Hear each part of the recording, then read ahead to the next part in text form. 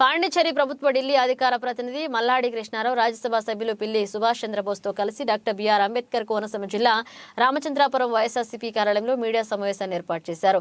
ఈ సందర్భంగా ఆయన మాట్లాడుతూ బోసు వైఎస్ఆర్సీ కుటుంబానికి మంచి మిత్రులు. బోసు నీతి నిజాయితీని బట్టి వైఎస్ జగన్ వారి కుమారునికి అవకాశం కల్పించారు. వారసత్వ రాజకీయాలకు నేను వ్యతిరేకం. బోసు ఆలోచనలు నా ఆలోచనలు ఒకేలా ఉంటాయి. మా ఇద్దరిది ఒకే మార్గం. పేద ప్రజలకు నిజాయితీగా నిస్వార్థంగా సేవ చేయడమే. బోసుతో కలిసి ఈ నియోజకవర్గంలో ఉన్న అగ్నికుల క్షత్రియులు మత్స్యకార కుటుంబాలకు 2012లో ఓఎన్జీసీ ద్వారా నష్టపరిహారం అందేలా చేశాం. ఈ నియోజకవర్గంలో మత్స్యకార గ్రామాలు తిరిగి సూర్యప్రకాష్ ను అత్యధిక మెజార్టీతో గెలిపించుకోవాలన్నారు.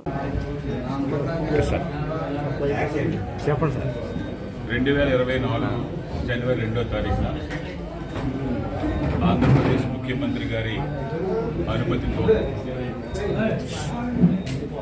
పిల్లి బోస్ గారు వైఎస్ఆర్ కుటుంబానికి మంచి మిత్రులు.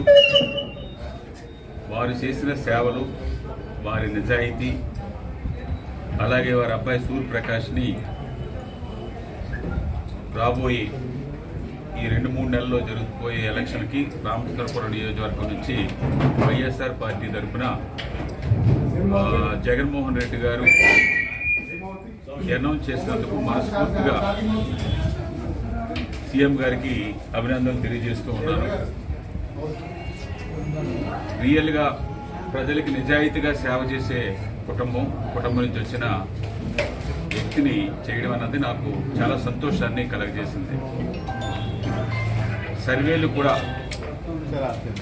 ఏ ఒక్కరికి ఎటువంటి ప్రలోభాలకు కానీ ఎవరో మేనేజ్ చేసుకుంటే సర్వేలు కాకుండా ఈ 140-75 నియోజకవర్గాలకు కూడా ఈ విధమైన సర్వే చేసుకుంటే తప్పనిసరిగా ప్రజలకే మంచి జరుగుతుంది, పార్టీకి మంచి జరుగుతుంది అన్నది నా ఉద్దేశం.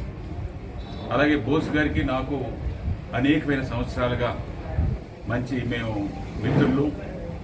మా ఇద్దరు యూస్ కూడా దగ్గరగా ఒకేలాగా ఉంటాయి.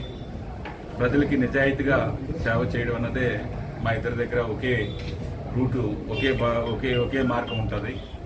అలాగే మేమిద్దరం కూడా వైఎస్ రాజశేఖర రెడ్డి గారికి చాలా ముఖ్యులు. ఈ ఎలక్షన్లో ఈ 175 నియోజకవర్గాల ఎలక్షన్లో మొదటిసారిగా నేను ఈ రామచంద్రపురం నియోజకవర్గానికి ఈ కాన్స్టిట్యూన్సీలో ఉండే అగ్నికుల క్షత్రియులు, అలాగే మత్స్యకారులు, సబ్ క్యాస్ట్లో అక్కడక్కడ కొంతమంది కూడా ఉన్నారు. వారి విషయాలు ఎప్పటికప్పుడు 2012లో కానీ 2011లో కానీ ఓఎన్జీసీ అలాగే జిఎస్పిసి వచ్చినప్పుడు వీరికి కూడా నష్టపరిహారం ఇవ్వాలన్న యాక్సిస్లో కూడా ఆవేళ పోస్ట్ గారు కానీ అలాగే ఇక్కడ ఎమ్మెల్యే కాకపోయినా కానీ తోట శ్రీమూర్తులు గారు కానీ వీరిద్దరూ కూడా ఇక్కడ ఉన్న ప్రజలతోటి నేను 103 రోజులు యాజిటేషన్ చేసి ఇక్కడ వరకు కూడా వాళ్ళకి నష్టపరిహారం వచ్చేలాగా చేయగలిగాం. అలాగే ఇంకా ఈ కాన్స్టిట్యూన్సీలో ఇంకా మత్స్యకారులకి ఇంకా ఆ పరిహారం అందని గ్రామాలు కూడా ఉన్నాయి. అలాగే ఇంకా ఇష్యూలు కూడా బ్యాన్ పీరియడ్లో రావాల్సిన రిలీఫ్ కూడా రాని గ్రామాలు కూడా ఉన్నాయి.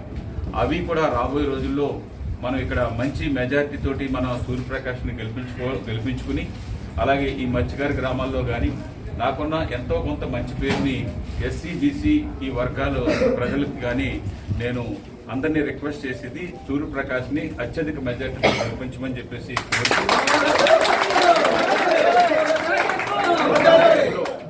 ఆ ఎలక్షన్ టైంలో కూడా నేను పూర్తిగా మిగతా నియోజకవర్గాలకు వెళ్ళకపోయినా కానీ ఈ నియోజకవర్గంలో ఎక్కువగా బోస్ గారికి నాకున్న స్నేహం, అలాగే జగన్మోహన్ రెడ్డి గారికి నాకున్న స్నేహం, వైఎస్ఆర్ గారి కుటుంబంతో నాకున్న స్నేహంతో సొంత కొడుకు కిందే భావించి ఈ నియోజకవర్గంలో ఎలక్షన్లో పనిచేయడానికి అన్ని విధాల నా పూర్తి సపోర్టు.